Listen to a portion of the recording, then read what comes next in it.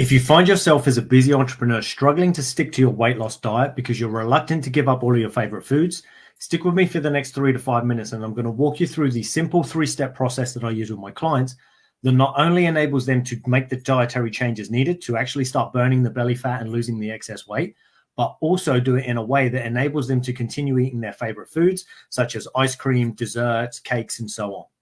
And if you'd like a free copy of my Metabolic Meal Method Report, which walks you through exactly how to implement the steps I'm going to show you, drop the comment metabolic below and I'll get that sent over to you as quickly as I can. And if you're unsure of who I am, my name is Tyrone Bray. I'm the founder of Stronger Than Life Coaching, where I help busy entrepreneurs and business owners to burn off anywhere between 10 and 25 pounds of body fat in as little as 12 weeks or less. And we do it without using gimmicks, fads, starvation diets, and without doing hours and hours of cardio every single day. Now, what is this simple 3-step process that I'm talking about? Now, believe it or not, it's very simple. And they're things you probably already know that you should be doing. The trouble is, even though we know these things, often we don't actually implement them. So what we want to do is focus on these 3 things.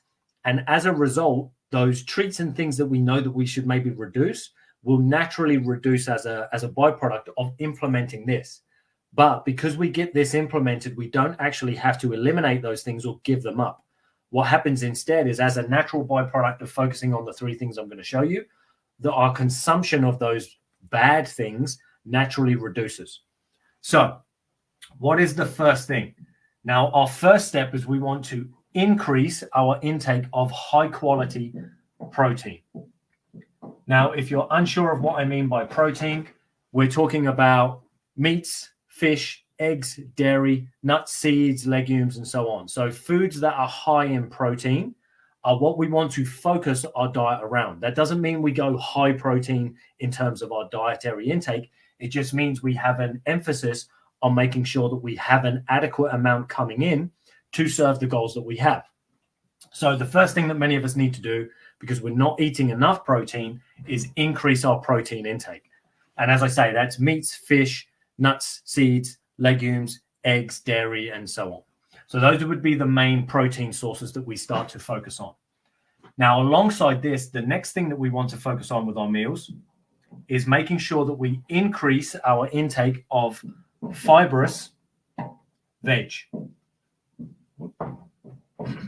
So our fibrous veggies is where we want to focus next.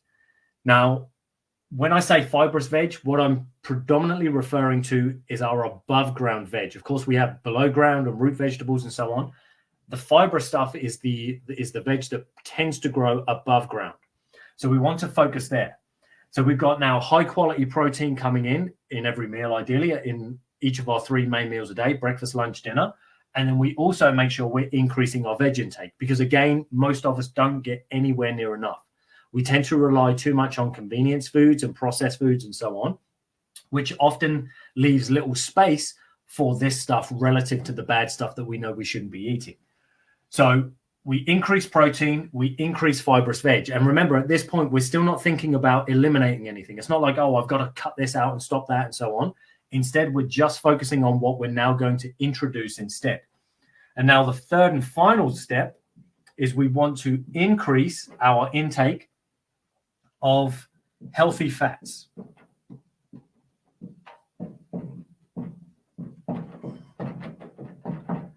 Now, when it comes to healthy fats, there is a lot of confusion and a lot of misconceptions and so on in our industry. And for years, you'll know that saturated fats have been demonized and so on. But there's a lot of misinterpretation of data and misrepresentation of data and stuff behind that. And what you'll see if you look now is actually, it turns out saturated fats aren't as bad as we once thought they were. And instead, where the problem tends to lie is with things like vegetable oils, because they tend to be very delicate. They don't tolerate heat or light very well. And unfortunately, in many cases, they cause a lot of inflammation in the body. But the fats that we need in order to counteract that actually come from our saturated fats. Now, in terms of saturated fats, we're talking about things like lard, dripping, tallow, goose fat, duck fat, and so on. Basically, all of the fats that your grandparents' parents used to eat. And those are the things that we want to bring back. We want to bring back the fats that nature provided us with rather than the ones that the processing factories and things provide us with.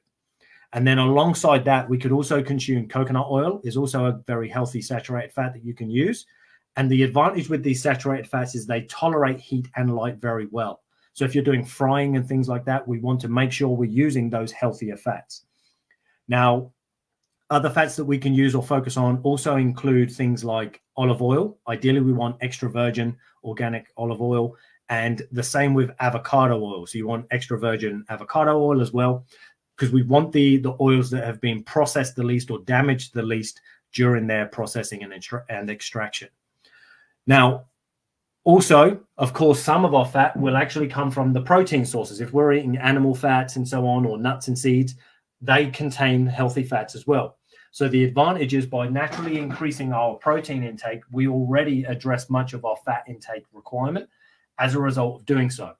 Then it's just a case of tweaking meals where we might add in a handful of nuts and things like that, or some cheese and certain bits, or cook with butter and so on for our meals in order to just bump the fats up a little bit. Because believe it or not, if our fat intake is too low, we will likely struggle to lose fat as well.